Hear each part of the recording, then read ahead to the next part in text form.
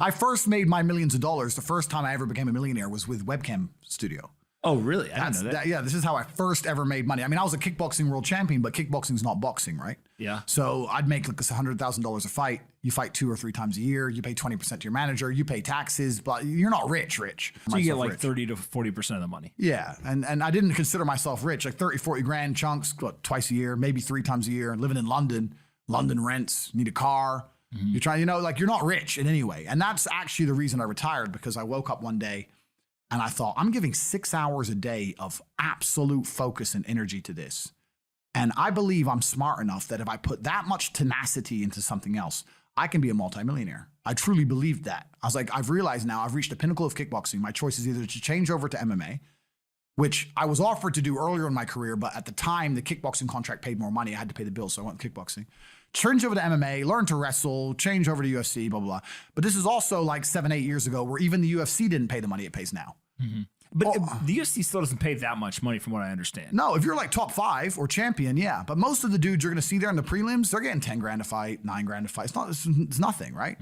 So it'd be like starting my career all over again. And at the age of 28, I thought, I don't have the gumption to start again. I've been through hell for this. I've broken my hand 8 times. My ribs have been broken. I don't want to do this all over again. So what do you do when you realize that, hey, maybe I don't want to keep fighting? I decided to get rich. What does that mean to you? When you're sitting there, you're getting, $30,000, $40,000 kind of net on a per fight basis. Is rich to you like, hey, I want a couple $100,000, $1 million, $20 million, $1 billion? I wanted 30 or 40,000 every month. 30 or 40,000 every month. So about $500,000 a year, give or take. Okay. I thought if I had that much money, I could do whatever I wanted. Okay. That's what I decided I wanted to do. So what's step 1 that you do? So step 1 is, maybe that's how we ended up here together, my friend. Step 1 is I decided to be very logical about it. Chess player, right? So it's like, I want money. What is money? How do banks work? How does credit work? What's fractional reserve banking? All these things we now know to be the biggest cons of the century, right? So I'm sitting there researching money for days and days and days. And then I get more mad because I'm like, whoa, money's trash and I don't have any. Now I'm really annoyed, right? I thought like everyone else did that, everyone puts their money in the bank and the bank takes some of other people's money and lends it out. I didn't know they invented it from the sky. I still at that point thought money was linked to gold. I didn't know nothing. So I'm learning all this stuff and I'm getting really angry. I'm like, now this is really annoying me. So anyway, I had a piece of paper there and I'm in my research phase and it start writing down some dude on YouTube. I don't know who he was, some dork. He was a pro gold guy. This is before, maybe Bitcoin was probably around then, but like early. He was a pro gold guy saying buy gold, buy gold, buy gold. And he was saying the difference between an asset, a liability, et cetera, et cetera. So I started trying to write down what I had. I was like, I have an apartment, I have a BMW. I'm in good shape, but I already use that for fighting.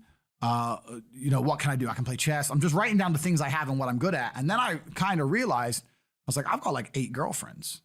But because I was traveling the world, and if you win, you get a ring girl. It's kind of like she's banging the winner, right? You win a world title, you get to choose the ring girl you want. It's pretty easy, right? So I had a girlfriend in Slovakia, I had a girlfriend in France, I had a girlfriend in England, all these girlfriends. Do they know about each other? No. Okay. But they find out pretty soon. So I had all these girlfriends, so I'm like, maybe I could open a strip club and like be a pimp, and, be a gangster about it, And then that opening strip club that's literally the first thing you thought about was open a strip club? Well, I thought I have these beautiful girls. How can this is before like Twitch existed. So I was like, what can I do with these hot girls? I was like, it's just an asset, right? There's these girls and a lot of them were messaging me. They thought I was this millionaire world champion. They all wanted to come London, live with me and thought I was a big boy millionaire and all this stuff. So it's like they do because of social media. Well, partially because of that, and also because they met me. I turn up, I fight, I win the world title, I leave. We're texting each other. They assume I'm this big boy, right? So I'm kind of like, what am I going to do? What am I going to do? I thought, man, I investigated strip clubs, way too much money. But this asset class of beautiful women was kind of on my mind for a few days. And then by absolute coincidence, I stumbled upon somewhere on the internet. I was on one of those websites where you used to download like free games and bullshit from. And in the corner somewhere it said, hot girls want to talk to you now or something. I said, hot girls. So I clicked on that, not because I was interested, but because I thought I have hot girls. And it was one of those webcam websites. And I was like, so these girls sit here and talk to dudes for money. So I'm going to get my girls to and they're naked. They're just talking. How does it work? It's 50-50. I mean, it depends on the girl, depends what she wants to do. But the majority of the job is not based around being naked. The majority of the job is based around being entertaining and being easy to talk to. And the guys who are talking to you need to find you, that you need to remember their name, remember their dog's name. You have to be smart. You can't just be a girl and be a bimbo and be naked and make money. You have to be really smart, charming, interesting, happy all the time, positive. Mm-hmm. And I thought, I'm going to try this. So I messaged all 5 of my girlfriends, told them I had a job for them, explained to them what I was going to do. I was going to launch this company. 4 of them agreed. All 4 flew in, sat around the same table. They're all like, who's she, who's she, who's she? I'm like, well, you're all my girlfriends. 2 more left. And then 2 stayed. And that was the beginning of my little attempt at a webcam empire. And I put the girls there. And my role in it all was I did all the tech side of stuff, which is the first thing, of course. And then also, and I get called a pimp a lot. But and the reason I use the term is because I don't see it as a negative term. I see it as positively inspirational and motivating person. I'd motivate the girls. I'd make sure they did their job properly. If they had a bad day online, I'd come up with a good excuse for them. Oh, it's been a football game. It's been really busy. Don't worry. You're so beautiful. Don't be upset. You did better than her. You did the best today. I keep everything organized, put the schedules together, all that kind of stuff. And is it hard? It's hard because women have to want to work for you. Okay. Women have to want to obey you. That's what's hard. And you don't do that. This is one of the biggest misconceptions. I really want to clear this up. People in the movies and stuff, pimps are like aggressive, mean men. Complete opposite. Pimps are more like James Bond. James Bond's a pimp. He sleeps with a girl to get information. He doesn't care about her.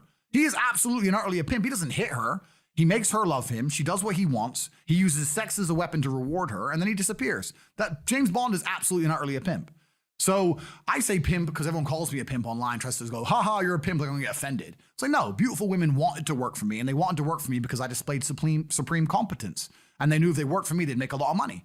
So whenever I was out, I'd meet a waitress and say, well, look, you're working 10 hours a day for pennies. You can work 10 hours a day for me, make 10 grand a month, 20 grand a month. And over time, I just built up this big little empire of webcam girls. At one point, I had 4 locations, 75 girls working for me. And I was doing. And we say locations like, explain what goes into a location. I just rent houses. All right. So you rent a house, and in the house, you just literally, hey, go live here. There's like technology set up. Yeah. And then you can basically just sit in front of the computer and literally be on the other end of one of these webcams. Yeah. And guys are paying by the minute, by the hour, whatever, to talk to you. Yeah. It's their choice whether they are doing it fully clothed, just talking, getting naked, whatever, and then you're taking some cut of it. Yeah, basically. So I had girls who would live in the house, and that was pretty impressive. I just broke down the webcam business. Bang, you done it, man. You nailed it. No background information. Yeah, you nailed it. You nailed it. You nailed it. So the girls who lived in the house would have set amount of hours they want to do, and then we'd have rooms that they could book in and do X amount of hours. A girl could come and do 1 a week or whatever. We'd have rooms they could share. And then, very much exactly like you said. They'd go online, they'd do their hours, they'd have their regular customers, they'd get their money. And then I'd take around half of the money, around 50%. You take 50%. Around 50%. Okay. Is that high or low compared to the rest of the industry? I'll tell you why it's very low. It's low because every time a girl would quit and try and do it by herself, she'd make a fraction of the money overall because she hasn't got the instruction. She hasn't got the motivation. She's just lazy with it, right? And women have a very different mentality to money than men. If you show a woman how to make $1,000 in an hour, she'll think, I only have to work an hour a week. Whereas if you show a man how to make $1,000 an hour, he thinks, I can make $18,000 a day. That's the difference between us. So if I had a girl working for me making $20,000, she got 10, I got 10. If she quit, she'd make 3 for herself, if that.